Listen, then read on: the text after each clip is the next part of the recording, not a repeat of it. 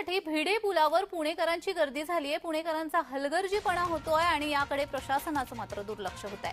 Khadakwasla धरणामधून Mutha नदीपात्रामध्ये 13,000 cusec पाण्याचा विसर्ग सुरू आहे। त्यामुळे पुण्यामधील भिडे पुलावरून पाणी वाहताना पाहायला मिळते आणि हा पूल जो आहे तो वाहतुकीसाठी येण्या जाण्यासाठी मात्र या ठिकाणी पोलीस बंदोबस्त नाहीये आणि त्यामुळे नागरिक इथे फोटो काढण्यासाठी गर्दी करतायत। आपला जीव धोक्यात घालताना ते पाहायला मिळत आहेत।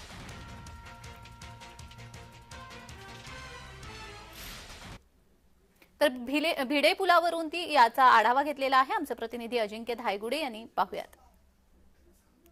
तर काल दुपारपासून पुण्यातला जो पाऊस आहे तो थांबल्याचं पाहायला मिळतंय आणि खडकवासला धरणातून जे आहे ते मुठा नदी पात्रात 13,000 क्युसेकनं पाणी जे आहे ते सोडलेलं आहे। आणि मी आता पुण्यातील भिडे पुलावर आहे। हो जो पूल आहे त्या पुलावरून आत्ता देखील पाणी सुरू आहे, परंतु या ठिकाणी नागरिक हे पाहण्यासाठी येत आहेत। आपला जीव धोक्यात घालून जे आहे ते या ठिकाणी फोटो घेताना नागरिक दिसत आहेत। खरं तर या ठिकाणी पोलीस प्रशासनाचा बंदोबस्त असायला हवा होता, परंतु कोणीही या ठिकाणी पोलीस प्रशासनातला बंदोबस्ताला दिसून येत नाहीये।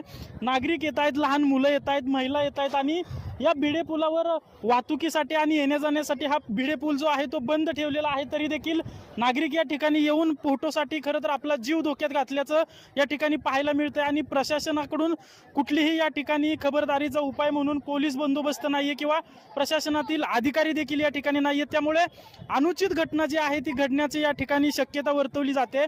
गणेश मंडळाचे काही कार्यकर्ते आहेत ते या ठिकाणी आलेल्या नागरिकांना माघारी हुसकवण्याचा प्रयत्न करतायत, परंतु त्यांचं हे नागरिक ऐकत नाहीयेत। खरं तर पोलिसांचा बंदोबस्त असायला हवा होता, परंतु पोलिसांचा बंदोबस्त नाहीयेत।